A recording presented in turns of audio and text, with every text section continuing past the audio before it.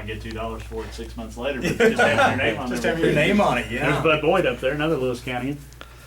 Absolutely. Yeah, if I had my glasses on, I'd recognize Renee there, but First song played at WFTM, January 1st, 1948, was Hank Thompson's Smoke, Smoke, Smoke That Cigarette. I do remember that. I heard that. This is day recent. one, as a matter of fact. Picture take. That is day one. wow, gee whiz. Had a big crowd in here apparently for it. It was a big deal. A lot of history's come through here. Radio, of course, radio wasn't competing with everything under the sun. So you remember Dot Wood? There were people. She was the the Twilight old folks Lady. back Her Shields. But yeah, I mean, the Rock was on AM back then. Some of our old Yeah. RCAs. Yeah. CFL. Tell you what, the ones we still use though are the Electric Voice 435As. They used to advertise those that you could hammer nails Yeah. with them, Yeah, and you can, and we still use them. They're our mainstays. Absolutely. Very. Good morning. Welcome to the program. It is a pleasure to have in the studio music legends Bobby Mackey and Garry Mackey. Danny Weddle and I are in the studio to talk to them about their career and their connection to WFTM in this area. First off, guys, pleasure to have you in the studio. thank you very much. I'll tell you, this brings back a lot of great memories here walking into this studio. Gary and I sang, we did a Saturday morning radio show here, probably 1958, 59, something like that. And this brings back a lot of great memories. This is a great room. Garry, what do you think? I still miss the old teletype machine. Yes, this does bring back memories. The beautiful studio. I know it's hard to get onto the microphone because we just started telling stories and went on and on and on, and it's wonderful to listen to you guys talk about the station, the way it was, the start of your career, and life in this area when you guys were growing up. The picture you showed of Renee Dunnigan brought back a lot of memories too. She used to pick us up and we'd go to revivals with her and sing in church when I was so small. That she was telling me not long ago, reminding me how small I was and how big the guitar was. I'm sure you know Renee Dunnigan's name is very big in this area. Absolutely. Very big. Absolutely. You can still hear her every Saturday morning, Way Across, 10 o'clock on WFTM AM. Yeah, that's great. Absolutely. Wonderful. I've known her since I can remember anything. Well, let's talk about your growing up, where you were raised and how you got into music. Well, we raised up in Concord, Kentucky. Our dad ran a grocery store, and went to Covedale Grade School and Tollsboro High School. And I started singing when I was 4 years old, singing some Hank Williams songs. And Hank Williams was the only singer I thought there was. So I was singing "Your Cheating Heart" and stuff like that. And sang a talent contest in Trinity one time when I was 4 years old, and won a $5 bill first prize singing "Your Cheating Heart." And that's a lot of money. But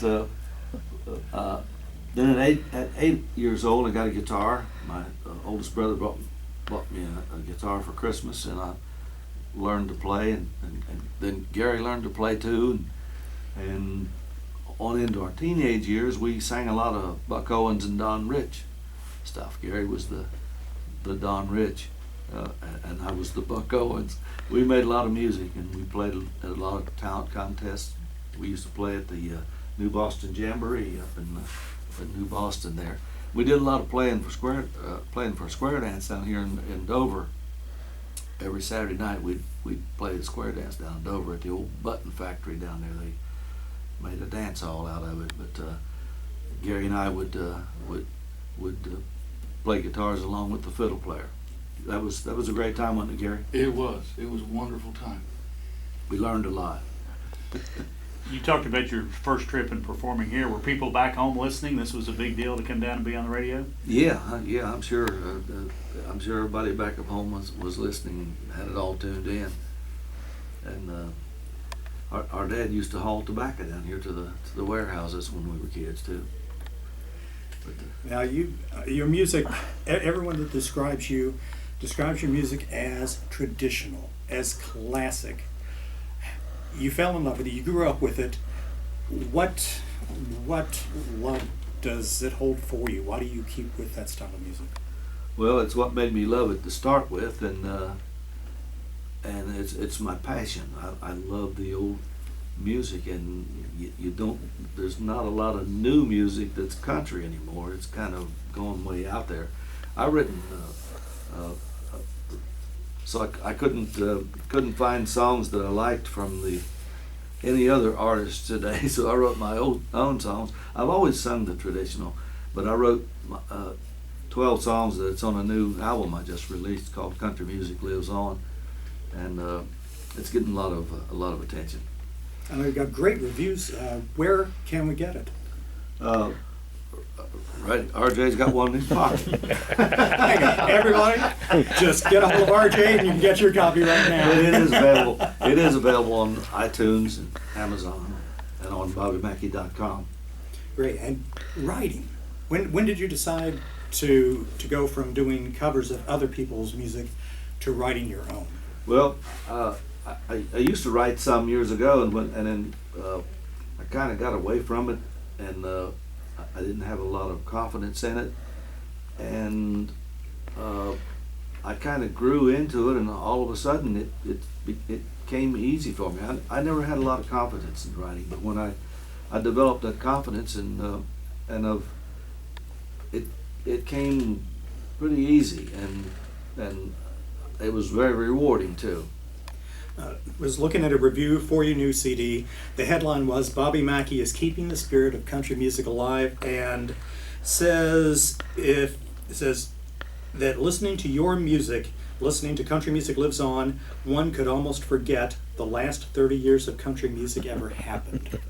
Well, you know, that makes a lot of sense, and that song actually tells about growing up in Concord and singing along with my dad's jukebox at the old grocery store there. And then leaving there and going to Cincinnati and getting with the country band and the nightclub. It tells kind of the whole story about where I'm at today. Now, is that where all of your music comes from life experiences? Pretty much. You know, a good idea is a good idea as long as I can put it to words.